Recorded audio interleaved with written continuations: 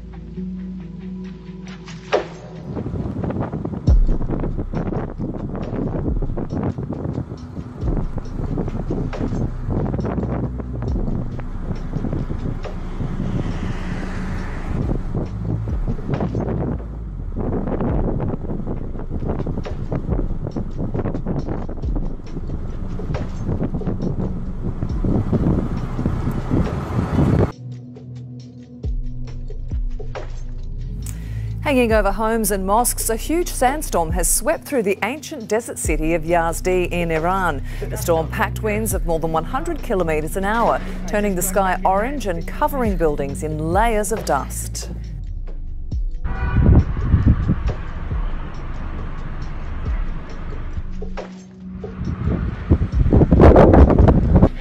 It's a dust storm, right? Yes. Ah, I just got back in time. Wow.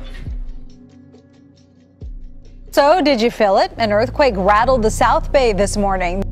And I've got to tell you, we've had lots of small clusters of quakes here in recent months. We've had 2s and 3-something magnitude quakes, but I got to tell you, this was the strongest one that I felt. It was kind of a back and forth jolt. It lasted just a couple seconds, but again, it was pretty strong, and people from as far as San Francisco reported feeling it.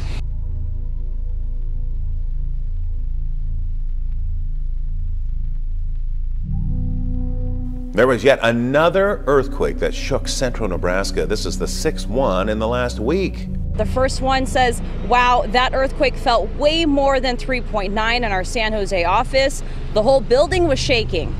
San Jose has had thunder, lightning, rain, hail, and an earthquake all before 10 a.m. Happy Monday. A lot of folks here on the island say that, yeah, they heard those loud bangs and they felt the earth shake. But for folks inside Lloyd's Bar and Grill here on the island, they say they were shocked because we don't normally feel a lot of earthquakes in southeast Michigan. Magnitude 3.6 earthquake rattles Metro Detroit. I have never felt the house shake like that before. The whole house shook. I thought something was coming in the house. That's how loud it was. The thunderous underground roar of tectonic plates shifting forced people in many neighborhoods out into the streets. Folks inside Lloyd's Bar and Grill say they were shocked. It was very alarming. I mean, this building literally shook. The owner saying it reminded him of the one that hit back in the 80s. We started getting calls from people because we've been here for so long, people on the island, and then people from off the island. On the Richter scale, the earthquake measuring 3.6. Small, but definitely made some noise. But the building actually shook. I mean, it was like like almost like a sonic boom effect, you know, when you get that effect like that. That's what it felt like. It sounded like the worst thunder you've ever heard, but it also, the building shook and we knew it was more than just that. What's more rare, an earthquake in Michigan or spring actually happening? We'll talk about the weekend forecast.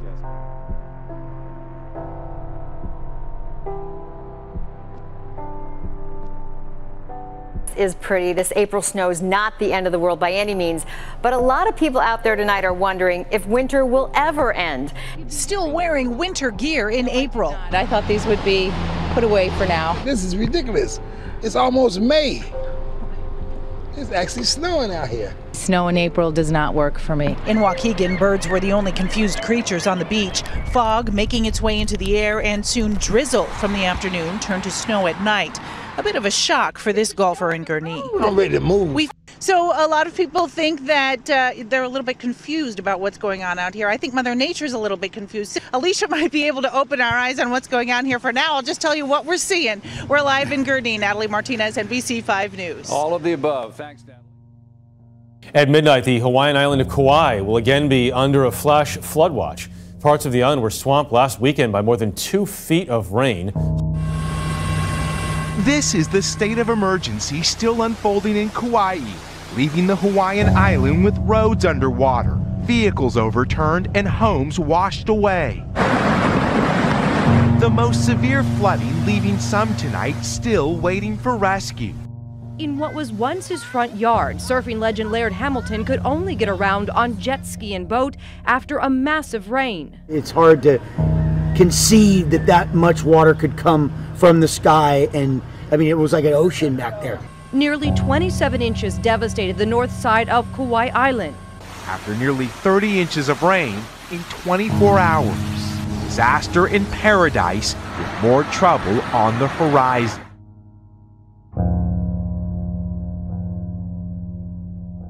Parts of Oklahoma continued to burn Wednesday. High temperatures and strong winds have been fueling fires in the western part of the state. Across the West, explosive conditions on multiple fronts. Today, crews in western Oklahoma are fighting to gain ground on 2 large fires, fueled by a deadly combination of drought and powerful winds. It's the state's 3rd megafire in 3 years. In recent years, the frequency of these large fires has increased. The burn zone larger than New York City. The rain has been falling even less over the past 30 days. It's been feast and famine in Oklahoma. So let's show you this. Some of the biggest fires that have happened in Oklahoma since 1997 have been happening just over the past couple of years. 2016, 2017, 2018. Of course, this one's ongoing and it could even get bigger. Crews are racing to battle several fires burning in western Kansas. In Colorado, more than 40,000 acres have burned, 23 homes destroyed, 1,000 forced to evacuate. We had 50-foot flames moving at 35 miles an hour. And you can see the trend since 1910 in extreme weather is definitely heading up, especially over the past couple of decades. And if we look at the western states, so just to the west of Oklahoma, you can see a clear trend in more fires, more wildfires since about the 1980 mark. And also notice that the temperature has increased. And because the temperatures are increasing, it's drying out the atmosphere. The relative humidity is going down, and we're seeing more fires and bigger fires. Tonight, firefighters are warning conditions across the West are ripe for disaster, and it's only April. The weather and the start of a potentially serious weekend storm. But first, this is what happened today. Check out this video Jackie shared with us from Ludington. This is from what's called a meteo tsunami.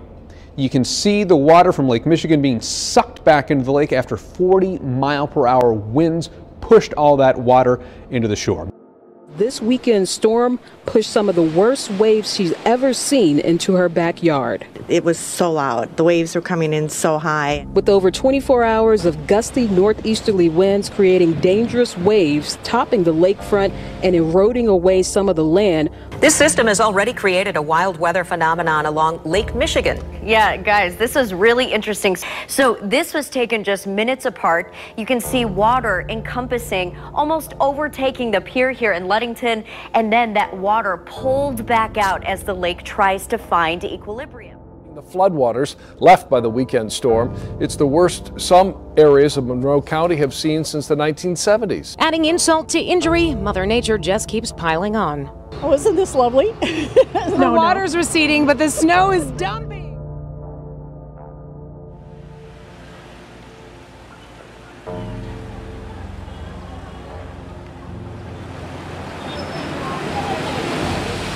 This is the weather condition of Tanzania. As you see, rainfall is raining and some people have no area to live. As you see, the cars is passing and people's.